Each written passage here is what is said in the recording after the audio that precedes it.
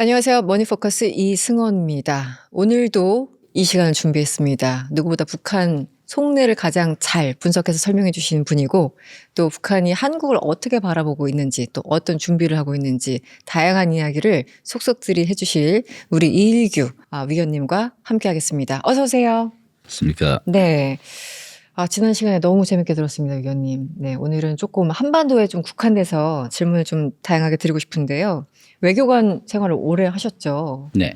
위원님이 한 번만 거기 쿠바에 주재하셨던 게 아니고 여러 차례 가셨더라고요. 쿠바와의 인연은 어떻게 됩니까? 1989년 10월 달에 제가 처음으로 쿠바에 도착했습니다. 그때 당시 이제 아버지가 통전부에 있어서 일본 담당과에 있다가 이제 중남미과를 건너오면서 이제 쿠바에 와서 쿠바 및 이제 중남미 지역에서 활동하고 있는 북한 공작원들한테 이제 자금을 대주는 역할을 하셨습니다.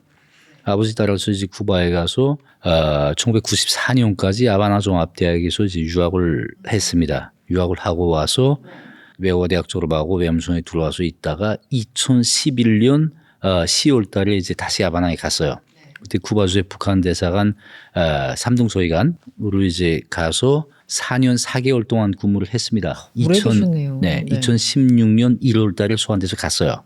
갔다가 다시 이제 2019년 3월 달에 이제 쿠바 주재 북한 대사관 종무참사로 임명을 받아가지고 와서 탈북하기 전인 2023년 11월까지 쿠바에 근무했습니다. 제가 예전에 이제 방송하신 걸 좀 듣긴 했는데, 그래도 뭐 불편하지 않으시다면, 오랫동안 준비를 하신 거는 아니고, 어떤 특정한 시기에 굉장히 깊은 고민을 하고, 이제 탈북을 결심하셨다고 제가 다른 영상에서 봤는데, 그 부분을 제가 두세 번 이렇게 들었어요. 그때 얼마나 힘드셨을까. 딸아이 얘기하시고, 그게 2023년에 조금 갑작스럽게 결정을 하게 된 거였죠. 그러니까 사실 뭐 제가 한국에서 어떤 한국이라기보다는 좀 자유롭게 살고 싶은 생각은 오래전부터 하고 있었습니다. 근데 이제 이게 저뿐만 아니라 북한 사람들이라면 누구나 다 한 번쯤 생각해 볼 문제예요. 좀 자유롭게 살고 싶다. 너무 이제 북한이 숨막히는 사회다 보니까. 근데 이제 여러 가지 조건이 있잖아요. 이제 본인이 일단 본인 때문에 피해를 볼 수 있는 부모라든가 가까운 형제라든가 이런 사람들이 북한에 있을 때는 좀 탈북 결심하기 어려워요. 심리적으로 힘들고, 두 번째는 이제 만약 내가 탈북을 하면 성공할 수 있을까? 도중에 잡혀서 끌려 들어가는 게 아니야. 이게 또 굉장히 무거운 부담을 옵니다. 또 세 번째는 어떤 부담이 있냐면 내가 한국에 갔습니다. 탈북을 해서 도착했어, 성공적으로.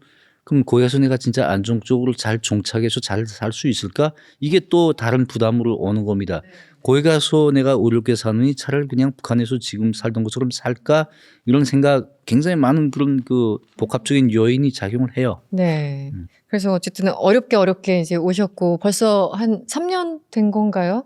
3년은 아직 안 됐습니다. 3년은 아직 안 네. 되셨고.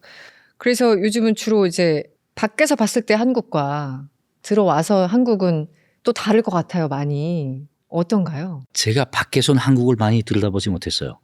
오히려. 그러니까 제가 밖에 있을 때 항상 저희 눈길은 쿠바라든가 국제정세 이런 데 가서 꽂혀 있었거든요. 그러니까 제 업무 자체가 한국 업무가 아니었어요.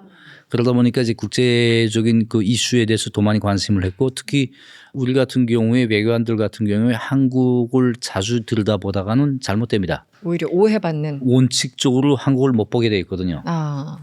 뭐 그러다서 못 보는 건 아니에요. 어떤 드라마도 보고 예능도 보고 이렇게 보면 굉장히 뭐 모든 게 다 예쁘고 사람들 다 선량하고 착하고 무엇보다 잘 산다.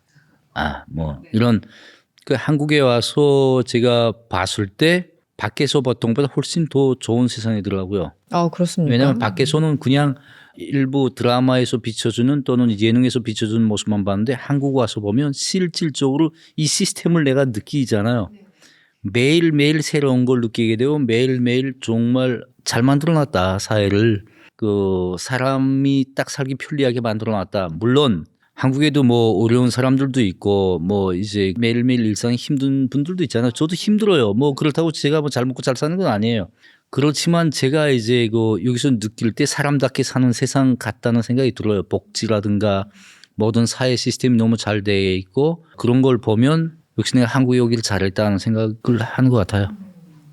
저도 이제 서울에서 태어나서 계속 살고 있는데요. 수십 년을 살고 있는데 저 불만 많거든요. 아니 뭐 사회가 왜 이 모양이야. 뭐 양극화, 부동산은 왜 이 모양이야? 교통은 왜 이 모양이야? 불만, 불평 사실 많아요. 살면 이제 자기가 받고 있는 혜택에 대해서 잘 모르는 경우도 많지 않습니까?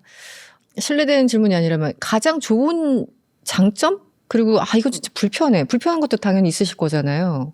뭐 실망스러운 부분도 있고. 어떻게 좀 얘기를 해주실 부분이 있으실까요? 그게 이제 말씀하신 것처럼 이제 한국에서 태어나서 이제 성장하는 분들은 이제 나쁜 게 많이 보이잖아요. 안 좋은 게 뭐 이제 말씀하신 것처럼 부동산은 왜 이래 뭐 기타 등등. 북한에서 살다가 와 보면 다 좋은 것 같아요. 그러니까 뭔가 이제 불만이 없는 건 아니에요. 살다 보면 뭐 공무까지 나왔다가도 북한하고 대비해 보면 여긴 천국인데. 내가 조개에서 살던 사람이 이걸 못 견뎌내 이런 생각이 들어요. 그러고 굉장히 사회 시스템에 대해서 고마운 점이 많아요.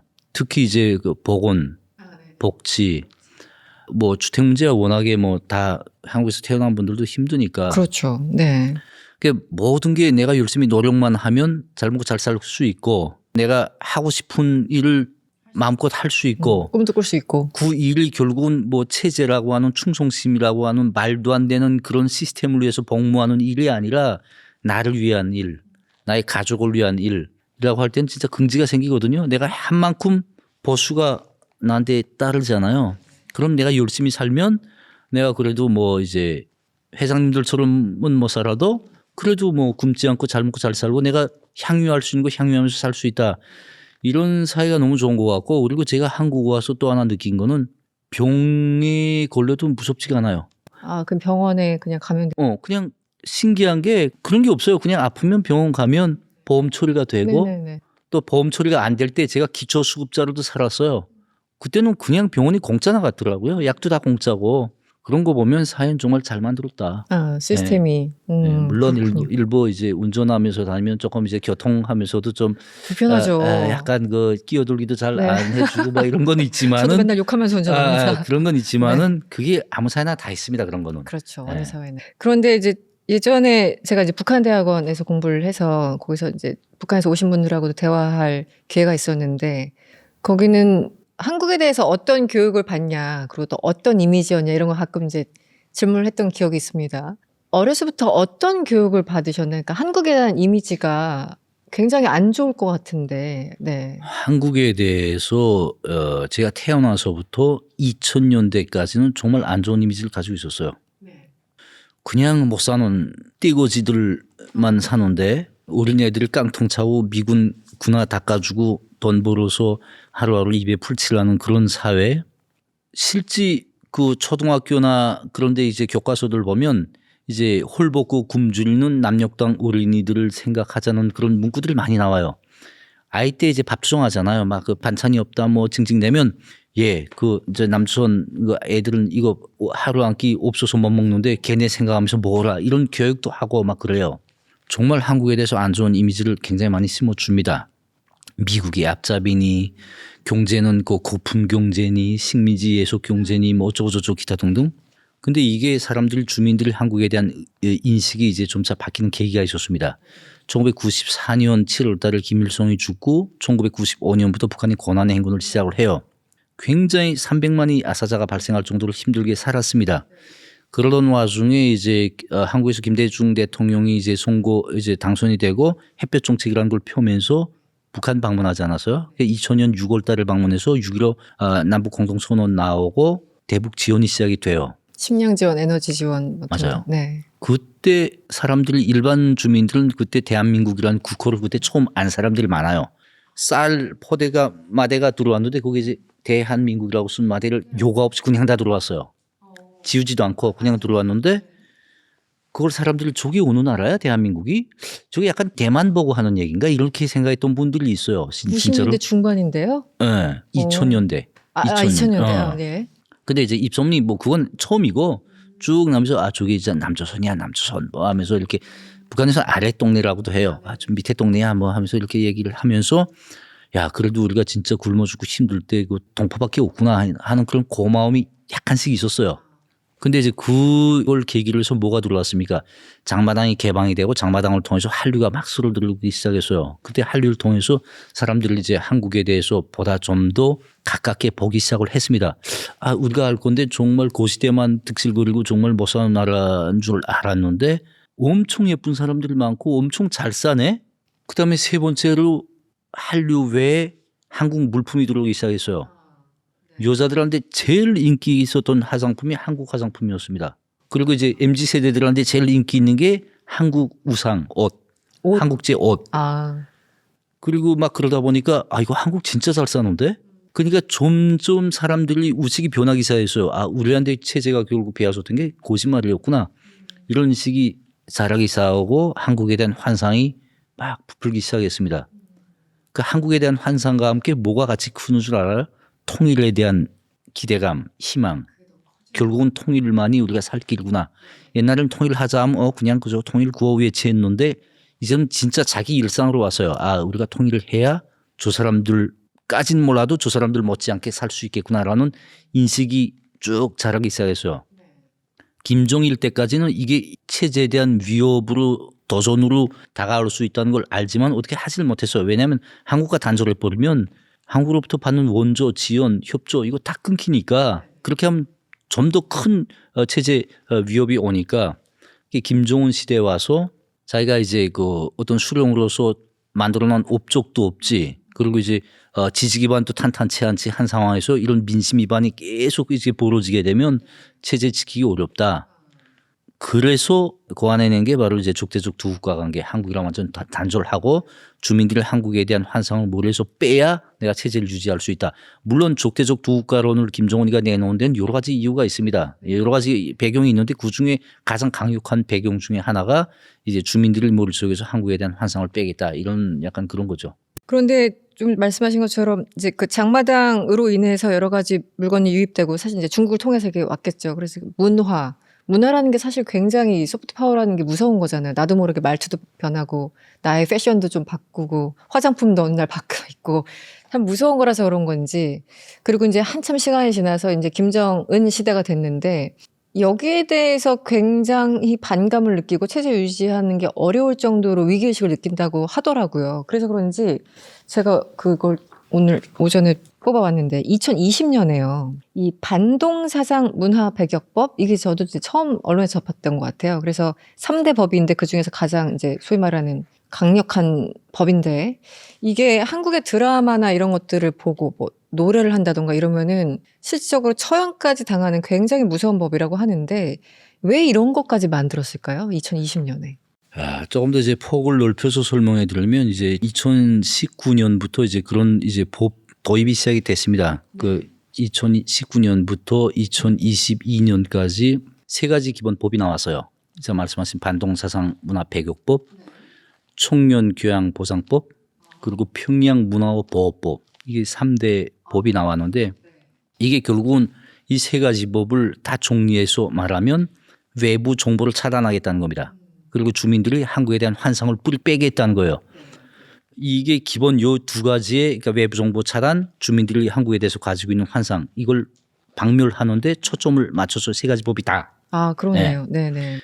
근데 그러면 왜 갑자기 이런 법을 내왔냐? 제가 북한에 있을 때 나온 법이거든요. 그럼 이제 외교관들도 이제 나가서 이제 북한에서 새로운 조치를 취하면 나가서 홍보를 해야 됩니다. 이 조치가 나오게 된 배경, 이 조치 정당성, 뭐 기타 등등 여러 가지 방식으로 이 법은 홍보를 못했어요. 오히려 욕으로 저 주재국 사람들이 물어봐요. 당신이 이번에 이런 법을 내왔다는데 그걸 이제 우리가 보니까 약간 무슨 그 외국 영화 보면 뭐 처형도 하고 막 그런다는데 이게 사실이냐? 심지어 쿠바에서. 근데 이거 대답을 하기가 어렵습니다. 디펜스를 할 수가 없네요. 왜냐면 봐봐요. 쿠바 같은 경우에는 그 사람들이 말합니다. 자기네 주적은 미국이다. 근데 우리는 TV만 틀면 미국 영화가 나와. 문화는 정치나 이런 거하고 상관없는 일이다. 근데 장친내는 심지어 한국은 동족이지 않냐. 동족 영화 봤다고 해서 총살한다는 게 무슨 말이야. 이런 얘기를 해요. 근데 공식적으로 못합니다. 내정 간섭 문제가 되니까 이제 약간 이제 술 먹으면서 그런 얘기를 해요. 이걸 설명을 해야 되는데 설명을 못합니다. 참담하셨겠어요. 참담하죠. 근데 이 설명하라고 지시도 안 내려와요. 그래요? 안 내려와요. 근데 그러면 왜 이런 법이 나왔겠냐. 이런 정말 국제사회가 이해하지 못할 그런 놈의 법을 왜 만들었겠냐. 정상국가 만들겠다고 하면서 또 내부 사람들도 반발하는 그런 법을 왜 만들었겠냐. 이거 사활이 걸린 문제란 말입니다. 이것도. 김정은 입장에서. 그렇죠. 옛날에는 한국 영화 보면 백구 연합지부라는 걸 만들어 가지고 당적인 통제를 했어요.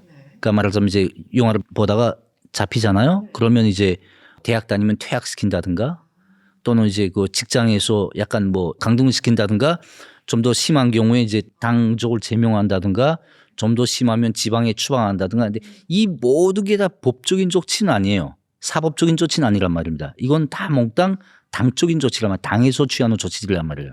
근데 이제 이걸 가지고 이제 그 한국에 대한 또는 외부 정보에 대한 주민들의 갈망을 차단해 왔는데 어느 순간에 보니까 이제 지방에 한국 영화 막 만연하고 하는데 지방 사람들은 그래 추방해.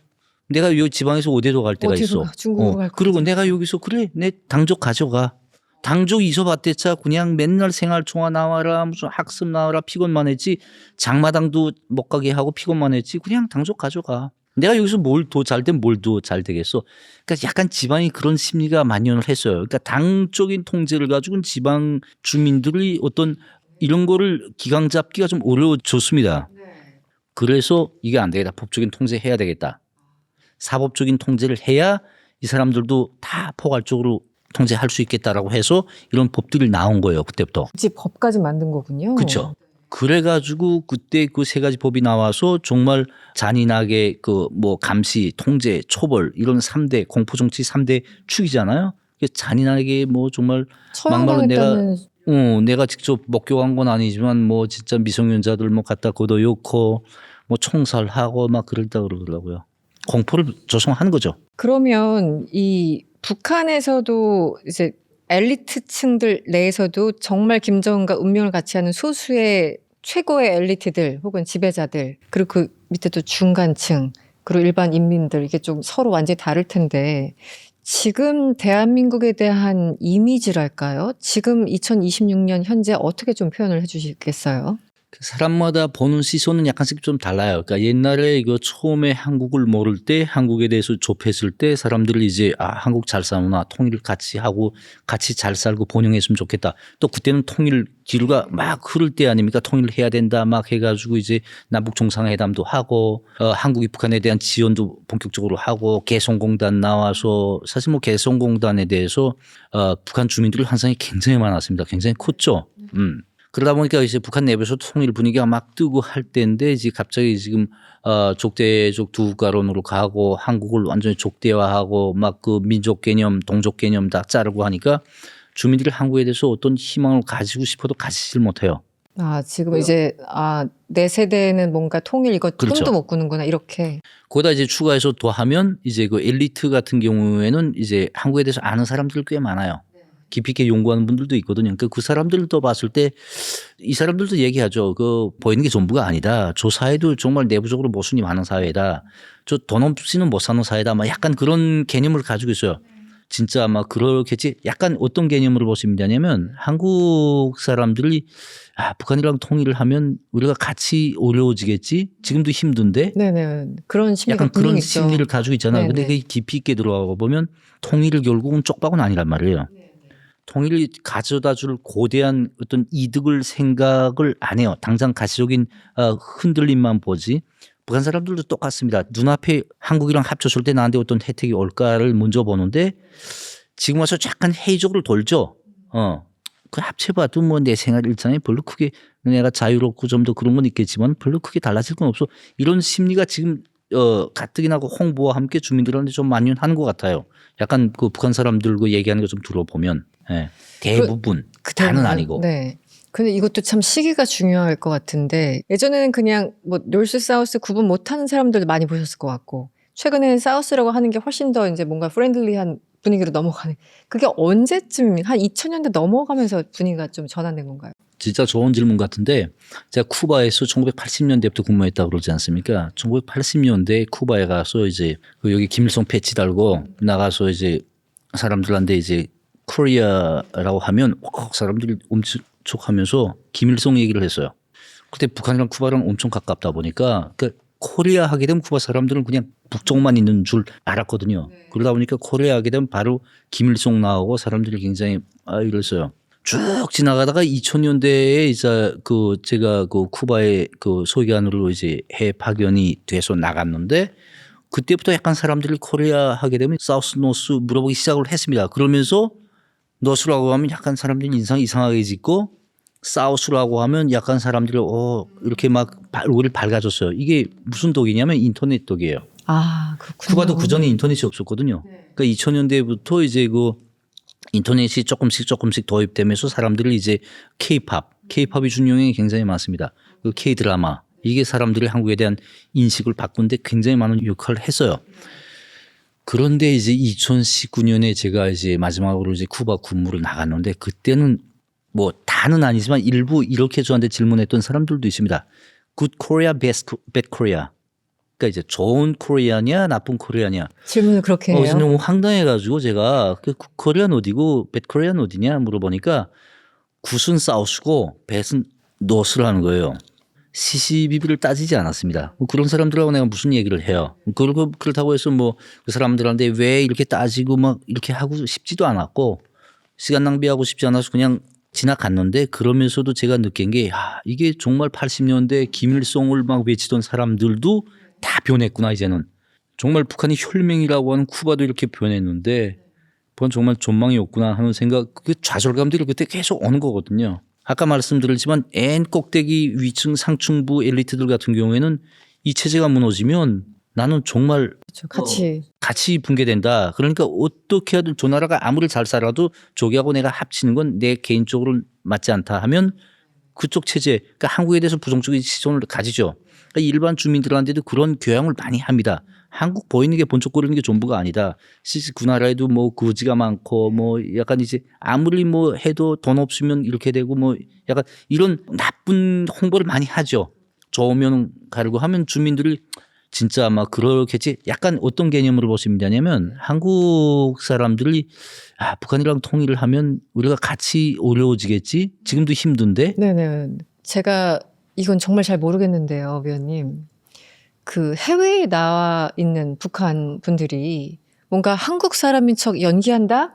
뭐 그런 얘기를 어디서 들은 것 같아요. 실제 그런 일이 벌어집니까? 사실 이제 해외에 나와서 생활하면 이제 해외 파견자들이 누구나 공통적으로 느끼는 심리가 있어요. 나가서 이제 국적 물어보는 걸 제일 싫어해요. 너 어느 나라 사람이냐를 제일 싫어해요. 그럼 코리아라고 딱 말하면 바로 연결해서 들어오는 게 노스냐 사우스냐를 물어봐요. 그러면 그게 굉장히 대답하기 싫어요. 노스라고 하는 순간 인상이 달라집니다. 그래요. 그게 딱 느껴져요. 느껴져요. 체감이 돼요. 근데 사우스라고는 또 못해. 이게 사우스라고 하면 내 뒤에서 날 감시하던 사람들을 건질겠지 이런 개념이 하나 있고 두 번째는 자존심이 또 상해. 내가 사우스라고 하기에는. 근데 실제로 북한에 있을 때 내가 못 봤어요. 근데 한국 와서 내가 사람들이랑 탈북민들이랑 얘기해 보면 자기네 그게 있을 때 뭐 나 사우스 코리아야 뭐 어째서 이렇게 얘기했던 사람들이 꽤 있대요. 근데 그거 표현하는 사람들은 용기 있는 사람들이고 표현 안 하는 사람들도 제발 북한 사람이냐라고 물어보지 않았으면 한국 사람으로 봐줬으면 하는 생각은 있어요. 왜냐하면 한국 사람이라고 하는 순간부터 사람들은 인상이 달라지거든요. 제가 너무 궁금한 게 있었는데요. 98년에 정주영 회장님께서 이제 소를 끌고 혹은 소를 모시고 북한에 갔잖아요. 그때 저는 이제 좀 어려서 그냥 가나 보다. 그런데 소를 저렇게 트럭에 싣고 이 자체가 굉장히 쇼킹하기도 하고 굉장히 흥미로운 장면이었어요. 그 어린 마음에. 북한에서 당시 이 모습을 어떻게 기억하는지 그 이후에도 그런 얘기들을 좀 하셨는지 그게 굉장히 궁금하거든요. 정주영 회장의 방북. 그게 이제 안타까운 게 뭐냐면 북한 주민들이 정주영 회장께서 이제 소를 모시고 방북한 데 대해서는 다 알아요. 왜냐하면 이제 정주영 회장이 원래는 이제 북한 출신이잖아요. 이북 출신이잖아요. 그러가 이제 소를 몰고 남한에 내려와서 이제 성공한 케이스지 않습니까? 그런 스토리에 대해서는 북한 사람들한테 쭉 하는데 그런 걸 500마리에서 1000마리를 가지고 올라오는 걸 이제 그 눈으로 못 봤어요. TV를 방영을 했는데 실제 못 봤어요. 그때는 종전이 너무 심하게 되다 보니까 TV를 켤 수가 없었던 나는 개인적으로 못 봤습니다. 그러니까 난 평양시에 있으면서 내가 못 봤다는 거는 결국 지방은 더 불에 안 오는데 그러니까 얼마나 많은 사람들이 못 봤겠냐 하는 거고 실제 그때 이제 정주영 회장께서 이제 소를 1001마리인가 1001마리인가 가지고 올라왔을 거예요. 그 올라온 데서 북한이 또 손전을 또 악선전을 했습니다. 결국은 이제 본인이 도둑질을 갔던 소를 대갚아준 꼴로 그렇게 이제 만들어놨죠. 그러고 이제 소위 말하는 장군님이 위대성에 이제 매혹이 돼가지고 이제 이렇게 했다. 그리고 이제 자기 북한에 남겨둔 가족을 좀 잘 돌봐달라는 그런 의미에서 갖다 바친 이제 지성품이다. 약간 이런 식으로 내부 강연적으로는 했어요. 이제 그 나쁜 게 뭐냐면 남북 정상회담이든 여러 가지 그 이슈들이 사변적인 게 있지 않습니까? 네네. 그럴 때마다 사람들을 이제 내부에서는 통일에 대한 희망, 열망 가지지 못하게 하느라고 내부 강요는 또 해요. 절대 환상 가지지 마라. 이게 통일이 안 된다 이렇게 해서 이 저놈들을 지금 뭔가 이제 우리가 군사력도 강해지고 막 이러니까 구걸질 하느라고 이렇게 하는 거고 우리에게도 또 필요한 것이니까 그냥 받아주는 거지 실제 저놈들이 속심은 우리를 못 겠다는 거다. 그러니까 우리는 무조건 어떻게나 힘을 키워서 무력으로 한반도를 통일해서 이제 해야 된다 이런 그 내부 강연 굉장히 많이 합니다. 한국이랑 이슈가 좋은 이슈가 생길 때마다 내부적인 강연은 이거 강도 높이 하거든요.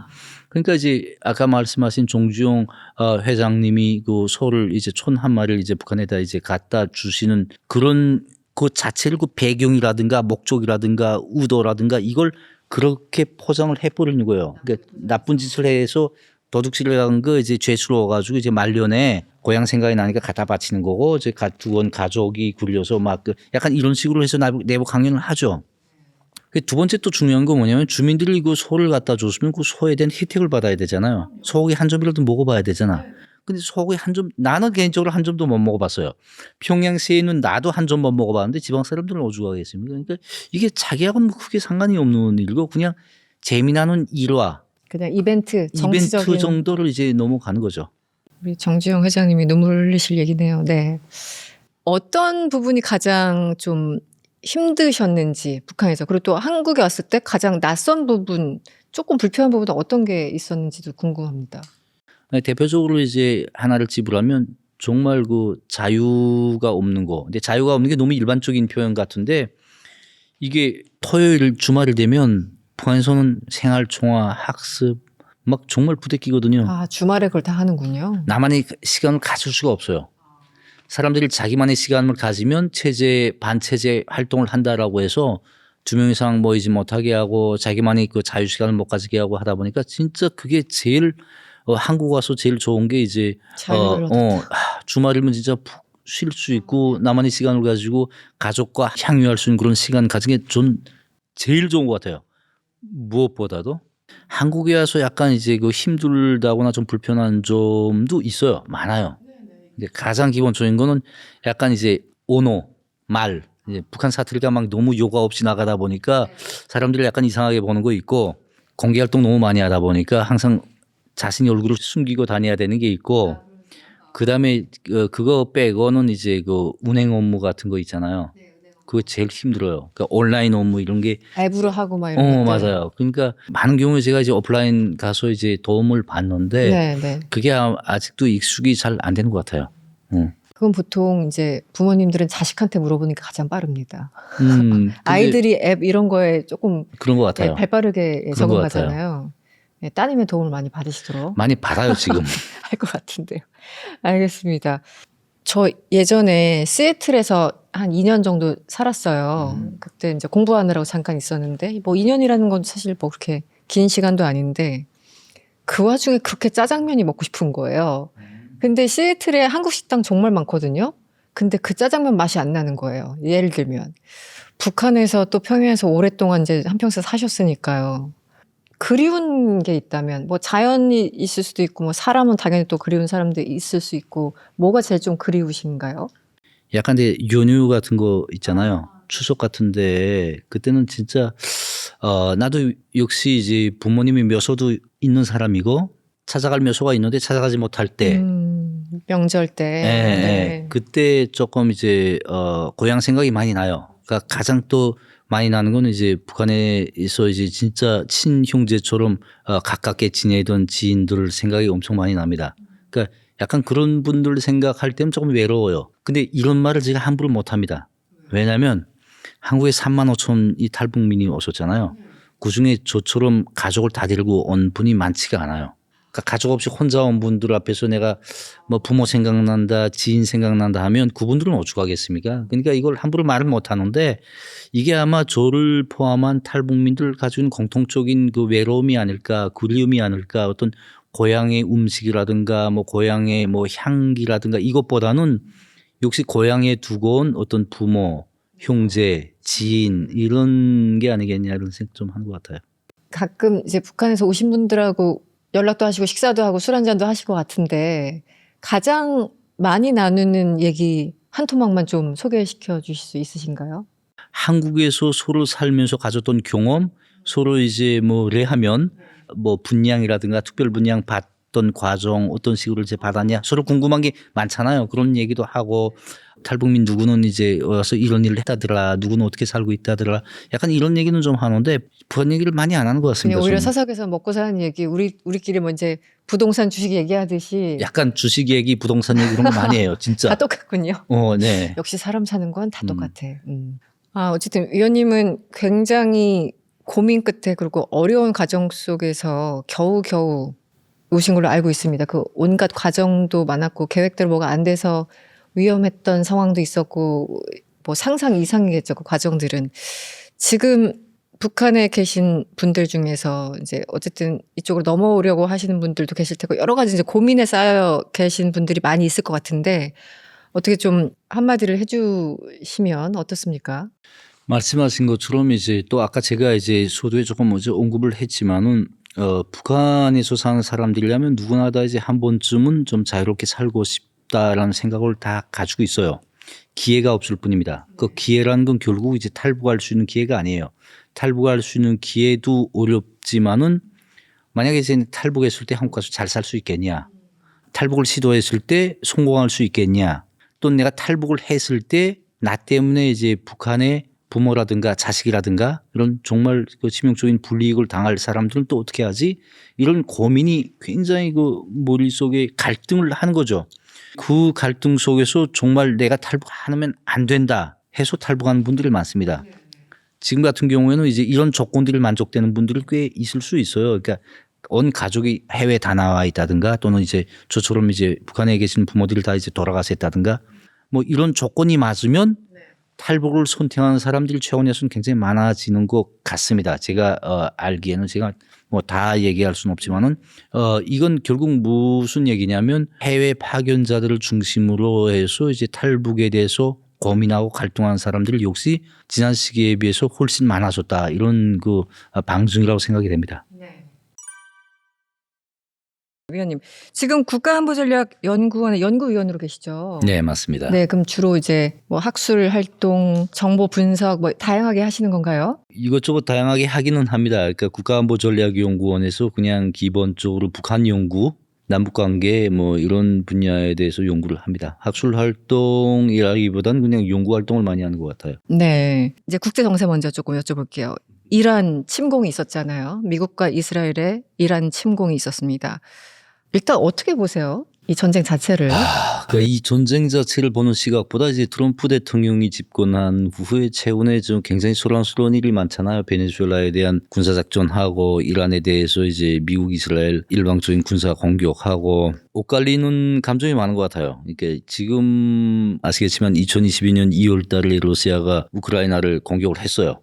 이와 관련해서 유엔 안보리 차원에서 그리고 또 유엔 차원에서 미국을 소방 국가들을 이제 러시아를 침략 국가를 뭐 낙인하고 규탄하고 비난하고 교리막하겠다고 하고 비난 성명 내고 했는데 지금 이 시점에서는 그 위치에 지금 미국이 있었어요. 그러다 보니까 굉장히 이제 국제법이라든가 국제적 관례라든가 이런 상식 자체가 약간 대국들이 힘의 논리 뭐 이런 게 부활하는 그런 게 아닌가라는 약간 좀 비참한 생각이 들기는 했어요. 그럼에도 불구하고 이제 미국이 타겟으로 정한 나라들이 신통이 베네수엘라라든가 이란 같이 국제 안보라든가 평화라든가 또는 자국이 인권이라든가 민주주의에 심각한 위협이라든가 우려를 낳는 그런 국가들이다 보니까 이건 좀 다행인 것 같습니다. 좀 전에 베네수엘라 제가 언급을 했는데 베네수엘라 같은 경우에도 제가 트럼프 대통령이 마두로에 대한 이제 그 제거 작전에 본격적으로 나섰을 때 저는 마두로하고 약간 개인적인 친분은 아니라도 알고 지냈던 사이예요. 약간 네. 간접적으로. 약간 그 애착이라 할까 이런 거 좀 있는 사람인데 그럼에도 불구하고 그 마두로 대통령이 베네수엘라 국민들을 위해서 너무 안 좋은 일을 많이 했어요. 그렇죠. 선거 조작하고 독재하고 인권 탄압하고 그 나라의 정말 천년 자원인 원유를 파는 돈을 주머니에 갖다 놓고 네, 착복하고. 네. 이러다 보니까 이제 그 사람에 대한 제거 작전은 잘된 작전이라고 평가를 해요. 문제는 그 다음에 있은 일입니다. 그러면 이제 베네수엘라 전체적인 국민들이나 해외 망명 나가 있는 사람들이 원하는 거는 이 체제 변화 아니겠습니까? 근데 또 델시 로드리게 부대통령을 그냥 둬두고 차베수 세력을 그냥 다 둬뒀어요. 꼭두가시처럼 앉혀놨죠. 네. 그러니까요. 그러니까 결국은 목적이 인권이나 민주주의나 뭐 소위 트럼프 대통령이 존재로 내세웠던 마약 이거와는 별개로 원유 때문에 그랬구나 하는 인식을 쭉 줬어요. 이번에 이란 사태 같은 경우에도 사실 뭐 이란이 그 핵 개발 이게 국제 평화에 굉장히 많은 위협을 주는 건 사실이고 그래서 군사작전을 했다고 하는데 그게 이걸 확실한 명분으로 만들자고 이렇게 저렇게 해봐도 하메네이라는 그 나라 최고 지도자를 한 개 국가가 일방적으로 사살한다? 이게 조금 어떻게 사람들한테 어떻게 비껴지겠는지 저는 약간 그 생각이 많았어요. 제가 이거 잘 됐다 못 됐다 평가할 위치에 있는 사람은 아닙니다. 근데 저 개인적인 견해를 봤을 때는 조금 충격적인 게 있었어요. 그렇죠. 굳이 개인적인 어떤 평가를 넘어서서 미국의 내부의 정치학자들이나 뭐 이런 사람들 분석가들 하는 얘기는 마두로는 그냥 납치한 것이고 이란에 대해서는 침공한 것이다. 그렇게 얘기를 하고 있죠. 왜냐하면 국제법도 어긴 것이고 미국 국내법도 어긴 것이고 왜냐하면 미국 국내 의회 승인도 받지 않았기 때문에 그러니까 단어 하나를 어떻게 쓰느냐에 따라서 이제 관점이 드러나긴 하는데 그런 표현들이 실제 많이 있는 건 사실입니다. 그렇죠. 그리고 이제 외교관 출신이시기 때문에 워낙 또 사안들에 대해서 많이 알고 또 다른 분들과는 좀 다르게 느끼시는 분들이 있을 것 같아서 여쭤봤고요. 지금 이란을 2월 28일 이스라엘과 미국이 침공한 그 다음 날 김정은 위원장 사진이 공개가 됐는데 여유 있게 담배 피는 장면이 공개됐는데 제가 예전에 통일부 출입할 때는 이제 그때 김정일 위원장이었거든요. 국방위원장. 2003년 이라크 침공 당시는 한 50일간 뭐 보이지 않았어요. 그런데 이 아들 김정은은 완전히 아버지와는 다른 모습을 굉장히 비웃듯이 보이는 것 같아서 그게 굉장히 인상적이었습니다. 어떻게 해석해야 될까요? 원래 김종일과 김정은이 이제 통치 스타일이라든가 이런 게 완전히 달라요. 그런 것 같아요. 김종일 같은 경우에는 이제 나서기 싫어합니다. 공개적인 속상에 될수록 나서기 싫어하고 공개적인 발언을 하기 싫어하고 소방 세계에선 약간 이제 운둔형 지도자라고 이제 평하지 않습니까? 그러니까 실질적으로는 북한 내부에서도 김종일 같은 경우에는 이제 공개적인 속상에 나서기를 굉장히 싫어했어요. 될수록 이제 공개 활동을 자제하는 스타일이었고 김정은 같은 경우에는 이제 많은 경우에 공개 활동 약간 본인 입장에서 봤을 땐 투명하게 정치한다라는 그런 스타일로 갔어요. 시작부터. 김일성도 안 했던 부인 공개하지 않았습니까? 최근엔 자녀도 막 공개하고 다니잖아요. 그러고 이제 옛날 김정일, 김일성 때도 이제 현지 시찰하면서 약간 잘못된 거 보면 그냥 욕은 해도 또는 비판은 해도 공개 언론들은 그 비판한 부분이 다 편집돼서 삭제됐단 말을 지금은 다 그게 공개되지 않습니까? 약간 그런 공개적인 활동을 많이 선호하는 그런 스타일이라고 볼 수가 있습니다. 이번에 그 말씀하신 것처럼 이란에 대한 미국이 군사적 공격이 있은 다음에 제 기억에는 김정은이 공개 활동을 바로 했어요. 사실은 김정은 입장에서는 하메네이에 대한 그 사살 작전, 마두로 대통령에 대한 체포 작전 이걸 보면서 굉장히 그 공포감을 많이 느꼈을 거고 본인이 이전에 말로만 듣던 참수 작전을 현실로 봤잖아요. 그렇게 되면 약간 본인은 공개 활동을 자제해야 되는 게 맞는데 오히려 공개 활동에 나서더라고요. 이걸 보면 저는 약간 호세 같은 느낌이 들었어요. 허세. 근데 네. 그 호세가 그냥 호세가 아니고 그런 호세를 보여줘야만 약한 모습을 보여주지 않아야만 미국으로부터 이제 이렇게 내가 자신감을 가지고 나는 이 사람들하고 차별화된 사람이다라는 그런 모습을 보여줘야 약간 이제 미국으로부터 이제 위협이 좀 더 약해질 수 있다. 이런 생각, 이런 전략으로 제가 이제 앞서 말씀드린 호세가 섞인 행동을 하는 것 같아요. 네. 저도 그게 좀 재미있었던 게 사실 얼마나 공포스럽겠어요. 하메네이는 첫날부터 그렇지.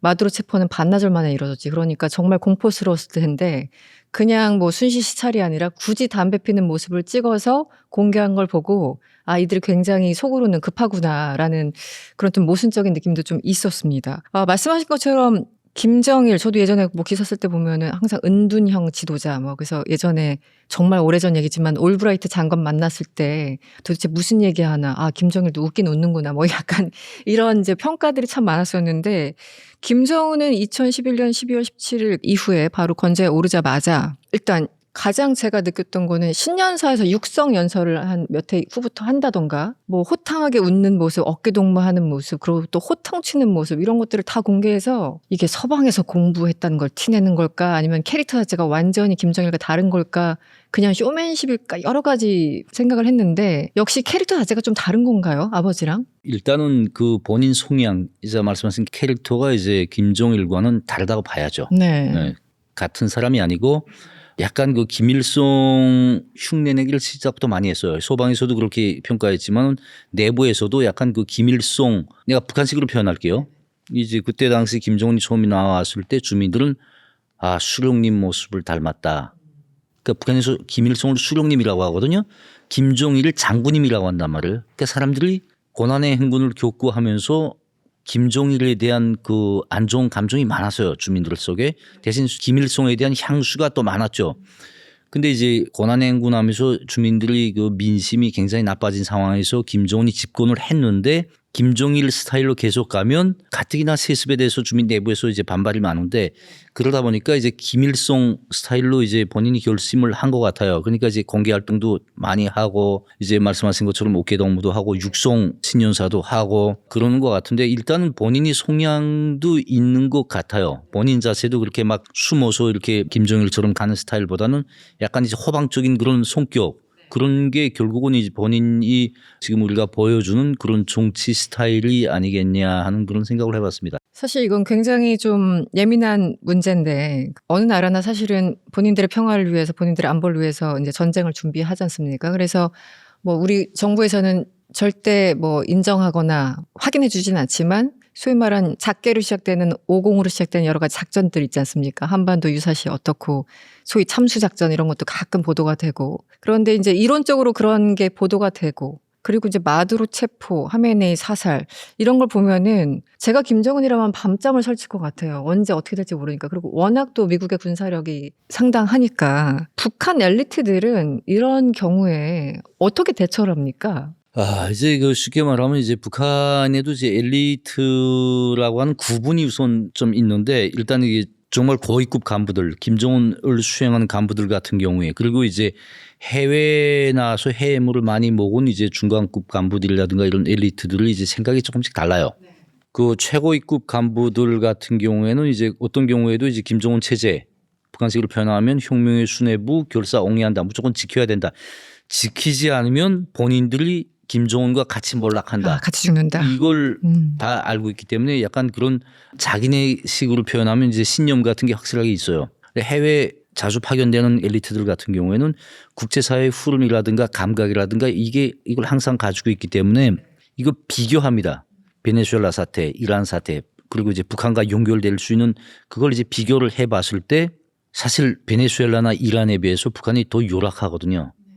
호세는 많이 부르지만 실제 뭐 방공망이라든가 이런 기술적 측면 그리고 경호 같은 거 경호도 뭐 사실 뭐 북한이 경호가 세계적인 수준이라고 하지만은 이게 다 물리적인 경호란 말이에요. 그러니까 인원, 머리수를 가지고 하는 경호지 뭐 기술 장비나 이런 거가 동원되는 거 거의나 없거든요. 그러다 보니까 이제 말하자면 자기네들을 통제하지 못하는 그런 하늘로 이제 어느 순간에 킬러 비행기가 들어와서 폭격을 한다든가. 네. 폭격하거나 뭐 이제 제거할지 모른단 말이에요. 이걸 생각할 때 굉장히 공포스럽죠. 그렇죠. 통제를 못 하잖아요. 굉장히 공포스러운데 이 공포를 또 이제 달랠 수 있는 요인들이 있어요. 이란이나 베네수엘라, 북한이 우선 지정학적으로 다르다. 또한 이제 북한은 남한이라는 한국이라는 또 주한미군이라는 확실한 인지를 가지고 있다. 그러니까 우리가 맞았을 때 이 한반도에 정말 그 굉장히 큰 참사가 일어날 것이고 그거를 한국도 바라지 않고 중국이나 미국도 바라지 않는다 하니까 섣불리 공격하진 않는다. 이런 약간 그 마음속 위안은 있어요. 네네. 그러다 보니까 그런 데 우전을 해서 가면서도 동시에 확실하게 우리는 다르다. 이란이나 베네수엘라하고 다르다라는 그런 모습도 계속 보여줘야 되니까 아까 말씀하신 것처럼 이제 시찰도 하고 공개 활동도 하고 하는 거죠. 사실은 이제 군사적인 얘기를 조금 시작했으니까 매년 저희 뭐 을지훈련이나 해가지고 한미 간에 연합훈련을 하지 않습니까? 기동훈련도 하고 뭐 그냥 스크린상으로 하는 그런 여러 가지 훈련들을 하는데 특히 을지훈련이나 이런 거가 시작되면 이번에도 마찬가지였고요. 뭐 김여정 나와서 뭐 예전부터 그랬죠. 엄청나게 맹비난 하잖아요. 그리고 북한 청명 이제 보면은 저도 한 10여 년간, 20여 년간 계속 보고 있는데 와 진짜 이렇게 어떻게 날선 단어들만 다 긁어 모아가지고 성명서를 낼까 싶은 그런 생각이 듭니다.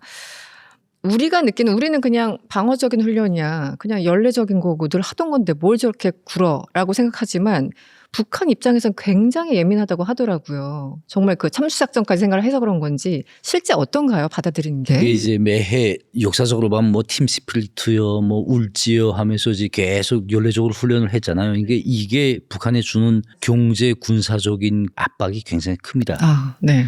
우선 군사적으로는 이제 그 군사 연습이 실전으로 넘어가서 군사 공격으로 전환될 수 있는 가능성이 굉장히 크지 않아요.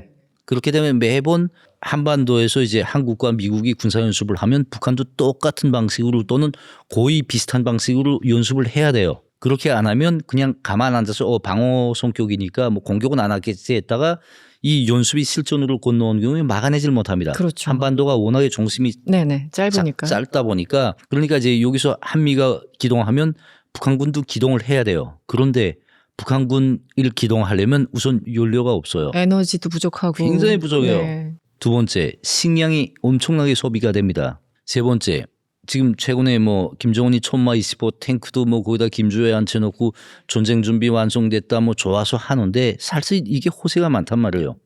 탱크가 뭐 몇백 대를 생산해도 이 탱크가 실질적으로 기동을 할 수 있냐?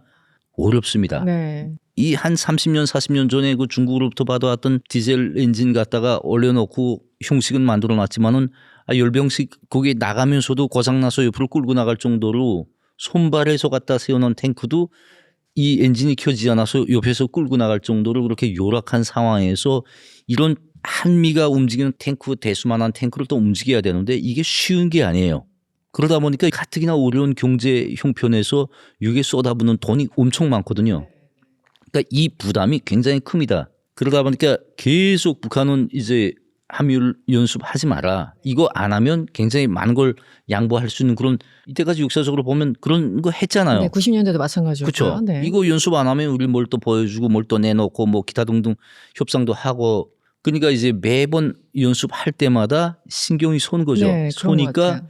이걸 신경이 쏜다는 걸 북한식으로 표현하는데 공화국 정부 담화라든가 맴송 대변인 담화라든가 이런 공식적인 라인을 통해서 말해버리면 이게 북한이 정말 이거 위협으로 느끼고 아파하는구나라는 느낌이 와요. 그러나 김여정은 공직자가 아닙니다. 노동당 부장이라는 그런 당직밖에 없어요. 당직은 공식 국가 직함이 아니거든요. 그러다 보니까 이런 당직밖에 없는 사람이 입을 통해서 공식 국가 입장은 아니다. 공식 정부 입장은 아니다. 그러니까 이 사람 개인이 입장이다라는 그런 식으로 이제 담화를 내요. 근데 또 김여정은 누굽니까? 김정은이 동생이란 말이에요. 그러니까 그 사람이 공직은 없어도 그 사람이 한마디 한마디가 무게감이 있어요. 김정은이가 하는 얘기다 보니까. 그러니까 이런 효과를 노리고 막 이제 쏟아내는 거죠. 그러니까 결론적으로 말한다면 실제 한미 연습이 북한에 주는 경제 군사적인 압박감이 굉장히 큽니다. 그래서 저희들은 그냥 어렸을 때부터 한미 훈련은 늘 했었고 저도 제가 이제 70년대에 태어났습니다만 그때부터 늘 훈련은 있었고 뭐 별거라고 그냥 하는 거지라고 하는데 제가 나중에 이제 북한 쪽 취재를 하다 보니까 지금 먹고 살 것도 없고 식량도 없고 에너지도 없고 뭐 군인들 다 소집하려면은 너무너무 하루하루가 힘든데 저 남한 하고 미국 저것들은 몇 주간 계속 하니까 정말 날선 반응을 보일 수밖에 없다고 하더라고요. 그래서 이제 아예 같은 사안에 대해서 완전히 다른 또 시각으로 바라보는구나 이런 생각을 좀 했었습니다.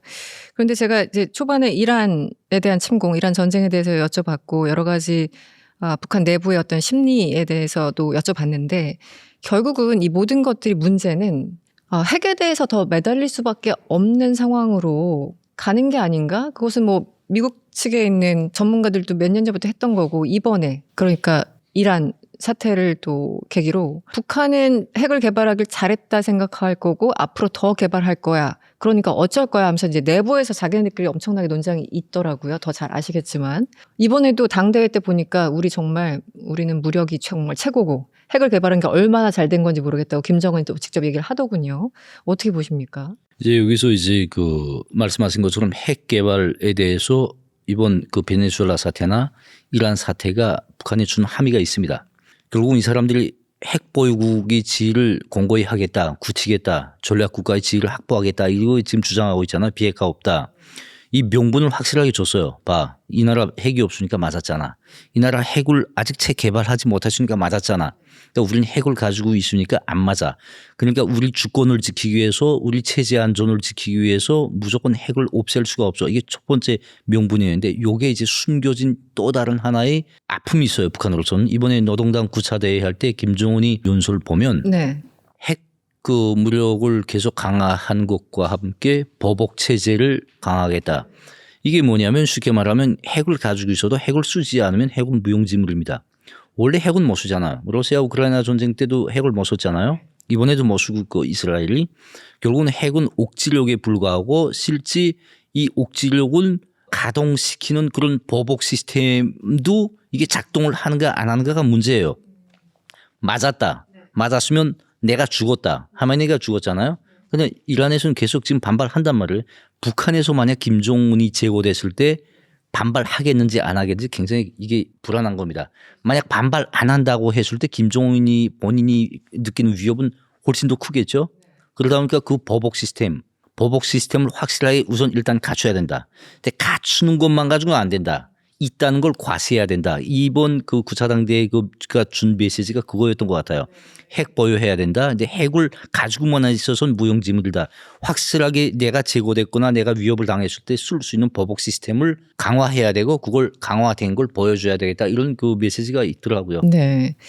위원님, 제가 갑자기 생각이 나는데 2022년 9월 최고인민회의에서 이런 내용이 공개가 됐습니다. 김정은 국무위원장 등 지도부가 위험에 처하면 자동적으로 핵 타격이 된다고 명시했다는 내용의 법령을 채택했다. 이런 보도를 제가 봤어요. 벌써 4년 전이네요, 대략. 그러니까 지도부, 뭐 김정은 당연하고 엘리트들 제거되면은 바로 우리는 보복할 수 있어. 이걸 법제화했다는 뜻인데 이거 조금 설명해 주시면 어떨까요? 2022년 9월에 최고인민회에서 이제 핵무력 정책법이라는 걸 만들었습니다. 그리고 2023년 10월 달에 핵무력법을 이제 헌법에 반영해 버렸어요. 법제화를 했어요. 이게 쉽게 말하면 뭐냐면 아까 말씀하신 대로 이제 뭐 지도부가 이제 공격을 받았을 때 자동적으로 이제 핵으로 이제 보복 응징을 하는 그걸 이제 법적으로 눌러놨다는 얘기예요. 네, 법제화. 네. 네. 근데 이게 또 우스운 게 뭐냐면 사실 김정일 때 핵을 개발하면서도 끊임없이 핵을 포기할 우사를 보여왔어요. 김정은도 역시 여기 한국에 와서도 그랬다고 그랬잖아요. 내가 이제 저 딸도 있는 사람인데 저 딸한테까지 핵이라는 그런 무거운 질곡을 지게 할 수는 없다. 핵을 포기할 준비는 돼 있다. 단 체제 안전 보장에 대한 포기한다. 이게 다 사기국이었단 말이에요. 핵을 완성하기 위해서 국제사회를 기만하고 시간을 벌기 위한 과정이었어요. 근데 2022년에 와서 더 이상 우리는 시간을 벌 필요가 없다. 자꾸만 시간 끌기 하고 비핵화할 우지 보이고 하면 저쪽에서는 계속 달라붙고 달라붙을 때마다 뭔가 내놓아야 되는데 내놓을 건 없고 또 뭔가 내놓는다 해도 내놓고 받아올 게 없잖아요. 2019년 하노이 노딜을 보면서 김정은이 굉장히 크게 느꼈죠. 김정은이 실제 그에 대해서 한 얘기도 있습니다. 미국과 나는 협상 주로에 갈 곳까지 다 가봤다. 네. 결국 마지막에 내가 이제 확인한 것은 미국이 변함없는 대조선 적대 정책뿐이었다. 이렇게 딱 말했어요. 결국 뭐냐면 자기가 뭔가 주고받고 해보려고 했는데 줄 수는 있지만은 받는 건 없다라는 걸 인식을 해버린 거예요. 그럴 바에는 아예 그냥 핵무력 정책법을 해서 핵보유국을 기정사실화 해놓고 핵보유국을 기정사실화한 데 기반해서 뭔가 이제 협상을 하겠다 이런 전략으로 바뀌었어요. 그 2022년부터 내부적으로 그런 얘기가 있었습니다. 이제는 공개할 때가 됐다. 이때까지는 우리가 시간이 필요했지만 이제는 더 이상 시간이 필요 없다. 공개할 때가 됐다. 그게 2022년이었습니다. 제가 2023년에 이제 탈북을 했는데 그때부터 이제 내부적으로 우리 외교관들한테는 대외적으로는 정말 우리는 더 이상 핵이 협상물이 아니다라는 걸 이제 계속 면역 형성을 시켜라라는 지시가 계속 나왔어요. 그때부터 이제는 더 이상 비핵화 논의가 없겠구나 하는 생각도 했댔습니다. 결국은 그런 이제 말하자면 본인이 맞았을 때 보복하는 걸 법제하려는 의도도 있지만은 결국은 그걸 대외 과시하려는 그런 의도가 더 많았어요. 사실 뭐 김정은이 참수작전을 통해서 얻어맞은 다음에 보복을 하겠는지 못하겠는지 저는 못할 거라고 생각해요. 시스템상. 이란과 북한은 다르다고 생각을 해요.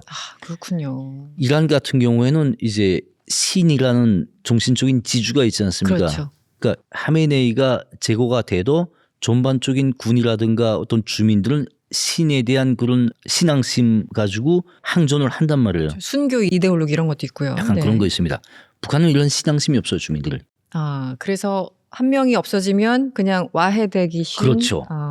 오직 김씨 일가에 대한 강요받은 충성심밖에 없습니다. 근데 내가 이 충성심을 안 하면 내가 죽으니까 이런 신앙심이 아니라 그냥 할 수 없이 죽기 싫어서 복종하는 거란 말이에요. 근데 그 강요하는 세력이 제거가 되면 주민들이 반발하겠습니까? 그러네요. 이게 이란이랑 북한은 완전히 달라요. 다르네요. 사상 누각이죠.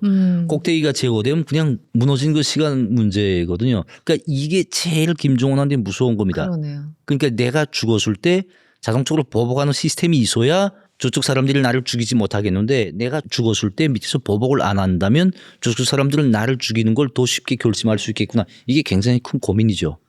그러니까 하루하루 밤잠을 설칠 수밖에 없는 상황이 아닌가라는 생각이 들고. 아니 근데요. 제가 그 2019년 하노이 노딜에 대해서 굉장히 가슴 아프게 생각하는 일인입니다. 근데 지금도 여전히 논쟁적이고 사실은 독심술 누구 뭐 마음 안에 파고든다는 게 사람 속을 모른다고. 그래도 싱가포르에서 트럼프 만나고 2019년에 60시간 이상 하노이까지 기차 타고 갔을 때 소위 최고 존엄이라는 사람이 그때 어느 정도 해결하고자 하는 의지가 있지 않았을까요? 왜냐하면 문재인 대통령을 평양에 그 10만 이상의 그 인민들 앞에서 비핵화를 연설하게 하고 이런 거는 사실 상상하기 힘든 거거든요. 그래서 그때 트럼프가 어느 정도 그냥 영변 정도에서 좀 합의를 해주고 경제 제재를 좀 풀고 해서 했다면 그전에 이제 풍계리 실험장도 다 폭파하고 여러 가지 뭐 퍼포먼스였다고 그냥 편매할 수 있지만 2018년, 2019년에는 어느 정도 좀 준비를 하고 있지 않았을까요? 어떻게 보세요? 상당히 많은 준비를 하고 있었죠. 사실 김정은한테 있어서 경제 문제 푸는 거는 사활이 걸린 문제였어요. 본인이 뭔가 이제 경제 문제를 풀어가지고 주민들한테 그 큼직한 소물을 줌으로써 이제 수령으로서의 또는 최고 존엄으로서의 확실한 자기 지위를 굳히려고 시도를 했습니다. 그래서 이제 그 트럼프의 어떤 즉흥성과 이 김정은의 이 이해관계가 맞아 떨어져 가지고 이제 그 북미 정상회담이 싱가포르 회담이 1차 회담이 진행이 됐어요. 얼마나 힘들게 했습니까? 한다 했다가 또 안 한다고 발표했다가 다시 한다 했다가 이런 약간 이제 트럼프랑 김정은 보면 이제 비슷한 점이 많아요. 그런 것 같아요. 즉흥성, 특히 즉흥성이 있어서. 네, 맞습니다. 그리고 이제 그 권위주의 네. 있어서 둘이 약간 좀 비슷한 성향이 있습니다. 제가 그래서 만났나 봐요. 이렇게 막 공개적으로 비난해도 되는지 모르겠는데 제가 봤을 때는 약간 그런 면이 있어요. 근데 2차 베트남에 가서 이제 둘이 회담하다가 이제 끊어졌잖아요. 결국 즉흥성 때문에 그렇단 말이에요. 양쪽 다. 그러니까 양쪽보다 이제 약간 일방적이죠. 트럼프가 사실상 일방적으로 좀 트럼프가 했죠. 버리고 갔으니까. 네. 근데 그게 사실 트럼프한테 굉장히 큰 실수였어요. 네. 김정은은 사실 그때 북한이 김정은이 실수한 건 뭐냐면 여기서 이 사람도 즉흥성 때문에 실수했는데 미국과의 관계를 외무성에다가 맡겨놓지 않고 노동당에다 갖다 맡겨놨어요. 외무성 못 믿겠다. 이 영어 조금 못 믿겠다. 외무성 규율이 없다. 그래서 미국과의 관계는 국제부하고 통전부가 맡아라 해서 당에다 맡겨줬어요. 그때 김영철 뭐 최선희가 이렇게 양쪽에서 계속 뭐 왔다 갔다 하는 것 같았었는데. 근데 이제 그 국제부나 노동당은 미국과 이제 이렇게 대화해본 역사가 없어요. 경험도 없어요. 할 수 있는 능력 가진 사람도 없어요. 그러다 보니까 저기 스페인 대사하던 김학철을 갖다가 그 사람이 미국과의 그 관계를 뭘 좀 아는 줄 알고 김혁철 대사를 갖다가 이제 앉혔군요. 앉혀놔가지고 그 전략을 짰는데 외무성 사람들은 옆에서 코웃음 쳤죠. 한번 잘해봐라 니네. 아 그래요? 김정은이 외무성에다 대고 필요한 자료를 넘겨줘라 해서 외무성하고 이제 통전부하고 이제 협동을 해서 한번 좀 잘 해봐라. 그런데 기본 사령탑은 통전부다. 그러다 보니까 외무성이 그게 뭐 때문에 협조합니까? 자기네가 이걸 정말 수십 년 동안 미국과 이제 양자 회담, 사자 회담, 육자 회담 이 모든 과정이 다 외무성에 차곡차곡 그 자료적으로 쌓여 있고 또 거기 최선희 같은 건 이 역사의 산 증인이란 말이에요. 그 다 참가했던 사람이고 또 그랬던 사람들이 외무성에 꽤 있습니다. 그 사람들이 자기네가 정말 힘들게 하나 둘 마련해놨던 걸 어느 한 순간에 와서 달라기면 줍니까? 안 줘요. 힘들죠. 그러나 이 사람들도 준비는 했었어요. 그렇군요. 외무성에서도 내부적으로 이제 그 준비를 하고 있었는데 거기에서 이제 큼직한 준비를 많이 했어요. 왜냐하면 워낙에 김정은이 싱가포르 북미 정상회담 이후에 하노이 때는 뭔가 경제 문제 풀겠다, 제재 풀겠다, 확실하게 마음 먹고 갔거든요. 그 전에는 북한에서 제재 문제에 대해서 입도 뻥끗 못하게 했습니다. 왜냐하면 제재에 대해서 미국에 대해서 제재 풀어달라고 얘기하면 결국은 니네가 제재를 아파하긴 아파하는구나 이렇게 인식을 준다는 거예요. 절대 제재에 대해서 얘기 못한다 하다가 하노이 때 제재에 대해서 처음으로 이제 이 카드를 던지자 했어요. 제재를 던지는 대가로 이제 그 몇 개 핵시설 공개하고 국제 IAEA 국제 원자력 기구 사찰 수용하고 NPT 잘하면 NPT 복귀도 역시 그 검토해 보고 그다음에 이제 그 노출된 핵시설들에 대한 동결 조치도 하고 그러면서 그 대가로 이제 제재 부분적인 해제, 정전 협정, 뭐 수교를 위한 연락사무소 설치, 테러 지원국 명단 해제 뭐 여러 가지 이제 안을 다 준비해 가지고 갔었어요. 하나 받으면 하나 던져주고 하나 받으면 던져주고 기본 테이크를 할 준비를 하고 갔단 말이에요. 그러다가 이걸 타겟 꺼내놓지도 못하고 트럼프가 일어나서 갑부를 써요. 얼마나 오기 막히겠습니까? 그러니까요. 그 준비를 엄청나게 했을 텐데. 그래서 갔다 왔는데 외무성 사람들은 하나도 안 다쳤어요. 이걸 외무성이 자기네만 딱 준비하고 가다 보니까 만약에 이제 김정은이가 본격적인 실무 협상 단계에 들어가면 외무성이 이걸 다 꺼내놓으려고 계획을 하고 지금 가지고 갔는데 통전부가 주도한 협상에 끼우질 못했으니까 외무성 끼우지 못하게 했으니까 그냥 따라다니면서 뭘 물어보면 대답이나 해라 니는 약간 이런 경우였어요. 그러다 보니까 이제 이걸 준비했다 했는데 도중에 회담이 결렬돼 버렸어요. 네, 끊겨서. 김정은 외무성이 이런 준비를 했던 것 자체도 몰랐었어요. 정말요? 실제로요. 그러다 보니까 열차 타고 오면서 이제 최선이랑 그 이영호랑 막 얘기하고 김용철이나 이런 통정부 쪽 사람들은 아예 고들떠도 안 봤대요. 심지어 국제부 사람들도 김정은이 옆에서 부들부들 떨면서 못 갔다는 거예요. 저는 완전 다 숙청당할 줄 알았어요. 하노이 이후에. 하노이 이후에 외무성이 위상이 쭉 올라가지 않았어요. 지금 최선이 지금 계속 승승장구하고 그렇죠. 있지 않습니까? 하노이 이후에 김정은이 와서 역시 대외관계는 외무성밖에 없구나. 김정은이 최선희 보고 그랬대요.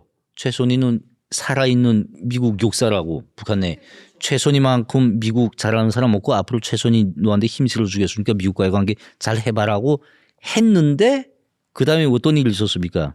코로나가 터졌어요. 그러다 보니 국경이 막히다 보니까 하고 싶었던 걸 다 못하고 쭉 끌려왔어요. 결국 이제 결론적으로 말씀을 드리면 사실 북한이 내놓을 수 있는 카드가 많았어요. 근데 그때 만약 트럼프가 조금 더 참았더라면 조금 더 인내심을 발휘했더라면 아마 좀 더 많은 걸 그때 이미 가져왔을 것이고 이제 우리가 얘기했던 2022년 9월 핵무력 정책법이라든가 그 핵무력 정책법이 법제화라든가 이런 과정을 충분히 막을 수 있었죠. 근데 그걸 이제 못 막은 겁니다. 그때 그 즉흥성 때문에. 그러니까 이제 다시 지금 문을 계속 두드리잖아요. 뭐 조건부 없이 협상하겠다, 대화하겠다, 김정은한테 러브콜 계속 보내지 않습니까? 이 안 받는 거예요. 못 믿죠. 한 번은 그렇게 당했는데. 신뢰를 네. 거기다 또 추가해서 신뢰를 잃을 수 있는 행동이 또 뭐였습니까? 이란 이번에 협상하던 도중에 때리지 않았어요. 그러니까 이거 협상하다가도 얻어맞는 판에 그러니까 말하자면 이제 미국과 북한 간의 관계에서 신뢰 구축이 기본인데 신뢰 구축에 기반해서 협상도 되고 모든 게 진행이 돼야 되는데 신뢰 구축 자체가 지금 안 되는 겁니다. 이게 제일 안타까운 거죠. 그렇죠. 아니 근데 궁금한 게 북미 정상회담이라는 건 정말 유례가 없었잖아요. 처음이었지 않습니까? 그래서 국내 언론에서 역사적인 북미 정상회담 이렇게 수식어를 계속 붙였었는데 그 중요한 순간에 외무성을 제외하고 그렇게 당에 일임하다시피 한 거는 왜 그랬을까요? 외무성에 대한 뭔가 약간 불신이 있었을까요? 그때 당시에 외무성에서 이제 그 김정은이 신뢰를 잃을 만한 짓을 많이 했어요. 뭐냐면 이제 부정 비리도 많이 나왔고 외무성에서 그리고 이제 외무성 주요 차관급 간부들 속에서 이제 간첩들도 나와서 이제 제거가 됐고 그리고 외무상에 이용을 한 사람이 이제 김정은이 전화를 몇 번 제대로 받지도 못하고 하다 보니까 김정은이 이거 외무성 규율없다, 외무성에 큰 일을 못 맡기겠다 이렇게 돼버린 거예요. 조금 더 그 사람도 인내심을 가지고 외무성에 큰 힘을 실어줬더라면 미국과의 협상이 조금 더 잘 됐을 수도 있어요. 또 트럼프도 조금 더 인내심을 가지고 한 30분만 좀 더 말을 들어줬으면 아마 지금보단 훨씬 좀 나은 상태가 됐을 수도 있습니다. 결국은 두 최고 정상들이 즉흥성 때문에 이제 현재 상황까지 오게 된 거죠. 지금 다시 만나기가 너무너무 어려운 상황이 돼버렸으면 안타깝다는 생각이 듭니다. 네.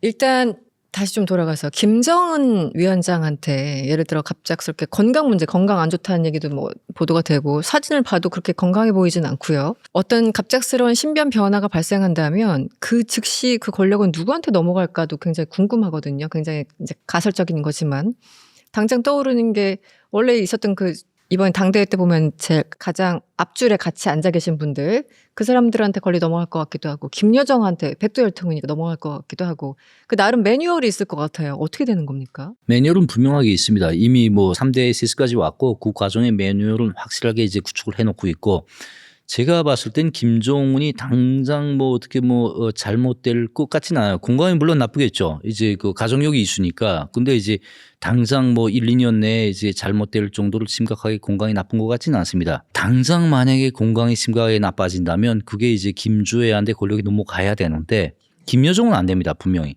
김여정은 백두혈통이지만 백두혈통이 아니에요. 백두혈통 내에서도 교과지로 분류가 되는 사람들이거든요.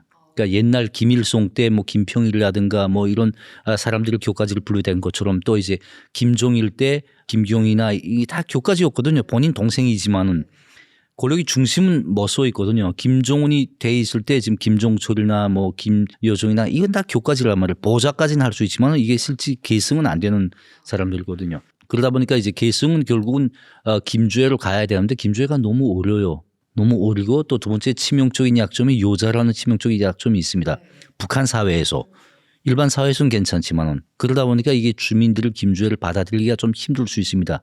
주민들이 받아들이든 말든 북한 사회는 상관이 없어요. 왜냐하면 이제 김정은이 결심하면 어떤 짓도 다 할 수 있고 또 김정은을 보수하는 조직 지도부라고 하는 강력한 집권 세력이 있기 때문에 그냥 넘어가는 건 괜찮습니다.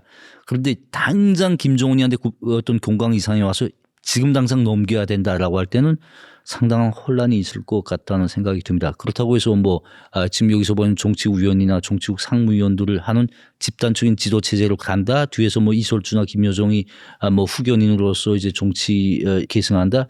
저는 그건 좀 어려울 것 같아요. 그런데 지금 이제 저희 국정원에서도 그렇고 사실 작년 재작년 그러니까 처음에 김주애가 등장한 건 2022년인가 그렇지 않습니까? 그것도 참 화성 17호기인가 그거 어떻게 무기 앞에 자기 어린 딸을 그렇게 등장시키는지 참 그 자체가 너무나 당황스럽긴 했었는데 그래서 모두 다 전 세계 언론이 난리가 났었죠. 어찌됐든 아 딸이 있구나. 그럼 아들은 있는 걸까 없는 걸까 뭐 여러 가지 설이 있다가 오빠는 있다 동생도 있다더라 그러다가 요즘은 또 동렬하더라. 설들이 많은데 일단 어떻습니까? 위원님 생각하시기에. 저도 역시 제가 만약 대답한다면 그 설들 중에 하나일 거예요. 저도 구체적으로 모르거든요. 왜냐하면 김씨 일가 내부에 대해서는 정말 아는 사람이 없을 겁니다. 제가 여기서 아들이 있다 없다 오빠가 있다 없다 하면 그것도 여러 가지 낭설 중에 하나일 겁니다. 그렇게 된다. 네. 그래서 처음에 그래도 이제 딱 말씀하신 것처럼 그 워낙 보수적인 사회고 남성 위주의 사회이기 때문에 더군다나 뭐 어린 거야 뭐 나중에 이제 성숙하면 되는 거니까 딸한테 아무리 백두혈통이라도 그걸 승계한다 이거 참 받아들이기 어려운데 그러다가 사실상 이제 내정 상태라고 보는 것 같아요. 최근에 총 쏘는 모습까지 있고 막. 근데 리설주는 저 뒷전에 있고 계속 김주애 중심으로 포커싱을 해서 진짜 카메라도 맞추지 않습니까? 이렇게 되는 거겠죠? 내정된 거라고 봐야 되겠죠? 저도 이제 처음에는 믿지 않았는데 점차 최근의 행보 보면 저게 확실하게 후계의 수업은 맞구나라는 생각을 하게 돼요. 근데 그 김주애가 후계자가 되고 안 되고는 이제 훗날 가보면 알게 될 거고 지금 뭐 궁금해 봤댔자 누구도 확인해 줄 사람은 없는 거고 근데 전 진짜 그거 최근 그 행보들 보면 좀 짠한 생각이 들어요. 지금 걔는 가방 메고 학교 가야 될 나이고 친구들이랑 막 장난쳐야 될 나이인데 포 쏘는데 따라다니고 미사일 쏘는데 따라다니고 탱크 앉아서 그런 하는 거 그리고 총 갖다가 사격하고 하는 거 보면 야 정말 저 집안도 체제 지키는 게 쉽지는 않구나 하는 그런 짠한 생각이 좀 들기는 합니다. 사실 그게 이제 국제사회에도 안 좋은 이미지를 주지만 북한 내부에서 사람들이 똑같이 생각을 한단 말이에요. 아주 어린 걸 갖다가 총 쏘이고 탱크 태우고 그러니까 사람들이 김주애를 보는 시각이 점점 부정적으로 가는 거죠. 제가 예전에 이제 북한에서 오신 분들한테 가끔 이런저런 뭐 밥 먹으면서도 여쭤본 건데 아니 어떻게 조선인민민주주의공화국이라고 하는데 세습을 하는 거네. 이게 조선시대도 아니고 왕조도 아니고 어떻게 그걸 순순하게 받아들이냐 했더니 딱 그거래요. 우리 조선시대 때 왕이 그냥 아들한테 넘겨주는 것처럼 그냥 그런가 보다 하고 사는 거라고 얘기를 약간 자조적으로 하시더라고요. 그런데 실질적으로 뭐 이제 지금 북한 인민들이 한 2천만 명이 한 2,500 2,500 정도 되죠. 그 뭐 여론조사를 하는 건 아니지만 그냥 왕조에서 세습이 당연하다고 그냥 그러려니 넘어가시는 분들도 있을 테고 이건 진짜 뭐 말은 못하지만 이게 진짜 말이 되는 거야 라고 생각하시는 분들도 있을 텐데 다수는 어떻다고 보세요? 그러니까 제가 이제 2,500만 이 생각을 다 대변할 수 없지만은 저 개인적으로 생각했을 때 또 제 주변에 이제 적지 않은 분들이 이제 같은 생각을 하는 게 김일성 때 김일성으로부터 김정일로 넘어갈 때는 그러려니 했습니다, 진짜. 그냥 수령님 자제분이 뭐 이 나라 왕이 되는 거 당연하지 이렇게 생각을 했어요. 근데 그것도 먹고 남을 때 배부를 때 하는 얘기고 사람들이 힘들어지니까 이젠 그만했으면 좋겠다, 저 집안은. 근데 김정일로부터 김정은 넘어가지 않았습니까? 아이고 이젠 내 대에는 미래가 없구나. 사람들이 대체로 그렇게 생각해요. 김정은이 어린 나이에 집권하다 보니까. 그럼 내 자식 때에 가서는 좀 빛을 보겠지 했는데 또 김주애가 나와 지금. 그럼 내 자식 때에도 희망이 없겠구나. 이런 좁지 않은 사람들한테 절망감을 주죠. 지금 김주애의 그 행보가. 결국은 그 세습이 옛날에는 이자 말씀하신 것처럼 그러려니 했지만은 최근에 와서는 굉장히 부정적인 그걸 많이 줘요. 네, 알겠습니다. 이란 사태 그리고 이란을 바라보는 김정은 혹은 북한 체제는 어떤 심정일까? 네, 여러 가지 궁금한 점을 제가 쏟아서 질문을 했고요. 너무 말씀 잘 들었습니다. 오늘 시간 내주셔서 감사합니다. 고맙습니다. 감사합니다.